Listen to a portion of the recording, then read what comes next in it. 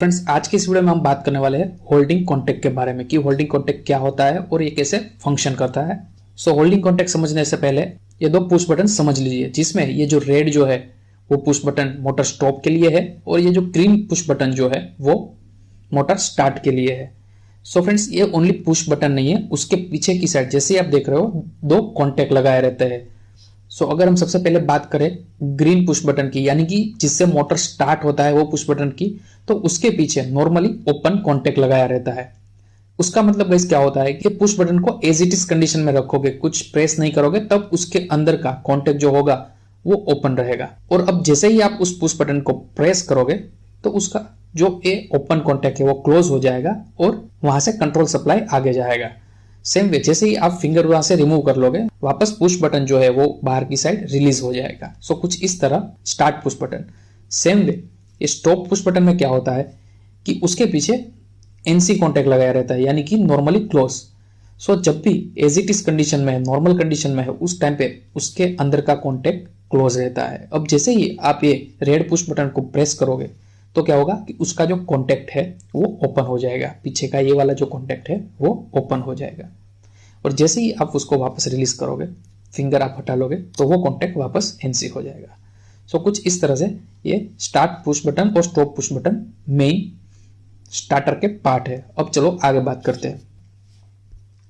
So suppose ये जो है वो एक मेन एमसीबी है, फिर ये जो हमारा कॉन्टैक्टर है, एंड ये जो है वो मोटर है जिसे हमें चलाना है।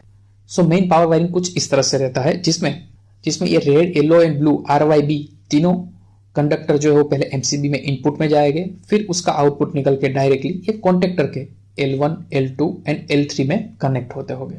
फिर कॉन्टैक्टर का आउटपुट जो है T1, T2 एंड T3 वहां से केबल निकल के डायरेक्टली जाते होंगे आपके मोटर में। फिर नेक्स्ट जो न्यूट्रल जो रहता है उसको हम डायरेक्ट कोयल का जो A2 टर्मिनल है उसके साथ न्यूट्रल को कनेक्ट कर देते हैं। फिर नेक्स्ट जो फेज जो है कंट्रोल फेज, वो एक कोई भी एमसीबी के एक टर्मिनल में से हम लेके और फिर एक कंट्रोल एमसीबी बिठाएंगे। ये जो है एमसीबी वो कंट्रोल एमसीबी है और उसका आउटगोइंग डायरेक्टली आता होगा डायरेक्टली ये push button, start push button के इनपुट में, यानी कि ये टर्मिनल में। और उसका जो आउटगोइंग निकलता है टर्मिनल का दूसरा एंड है, वहां से डायरेक्टली दे देंगे हम उसको कोयल के A1 में। अब इस टाइम पे क्या होगा कि जैसे ही हम स्टार्ट पुश बटन को प्रेस करेंगे तो क्या होगा कि कॉन्टैक्टर पिकअप होगा, क्योंकि उसके कॉन्टैक्टर की कोयल को जो फेज जो है वो मिल गया और न्यूट्रल तो डायरेक्ट मिल ही रहा था, तो कॉन्टैक्टर पिकअप हो जाएगा। और जैसे ही कॉन्टैक्टर पिकअप होगा तो मोटर जो है वो रोटेट होना स्टार्ट कर देगा। अब जैसे ही आप फिंगर रिमूव कर लोगे, पुश बटन से फिंगर को रिमूव कर लोगे, तो क्या होगा कि फेज जो है वो डायरेक्ट कट आउट हो जाएगा, क्योंकि उसका नॉर्मली एनो कॉन्टैक्ट है वो वापस ओपन हो जाएगा और उसकी वजह से कॉन्टैक्टर ड्रॉप हो जाएगा और मोटर जो है वो रोटेट होना स्टॉप हो जाएगा। तो अब ये प्रॉब्लम का सॉल्यूशन करने के लिए हम होल्डिंग कॉन्टैक्ट लेते हैं, जिसमें ये जो आप देख रहे हो कि कॉन्टैक्टर के साथ एक और स्पेयर कॉन्टैक्ट है एनो कॉन्टैक्ट। वो एनो कॉन्टैक्ट को कनेक्ट करेंगे हम डायरेक्टली कुछ इस तरह स्टार्ट पुश बटन के एक टर्मिनल के साथ, और कॉन्टैक्ट का जो दूसरा टर्मिनल है उसको हम कनेक्ट कर देंगे कॉन्टैक्टर के ऑक्सिलरी कॉन्टैक्ट जो है उसके ऑपोजिट साइड। यानी कि जो एनो कॉन्टैक्ट जो ऑक्सिलरी कॉन्टैक्ट था उसको हमने यूज कर लिया पैरेलल स्टार्ट पुश बटन के साथ। सो इनडायरेक्टली हमने यहाँ पे क्या किया कि एक पैरेलल पाथ कनेक्ट कर दिया है स्टार्ट पुश बटन के साथ।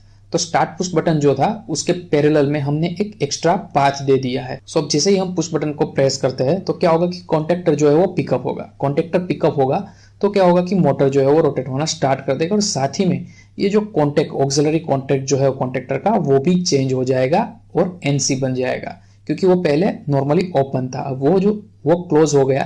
दैट मीन्स कि अब आप जो है आपकी फिंगर रिमूव कर लोगे तो भी क्या होगा कि वो कॉन्टैक्ट से पावर जो है होता हुआ ऑक्सिलरी कॉन्टैक्ट से पावर जो है वो होता हुआ आपकी जो कॉन्टैक्टर की कोयल है उसको मिलता रहेगा।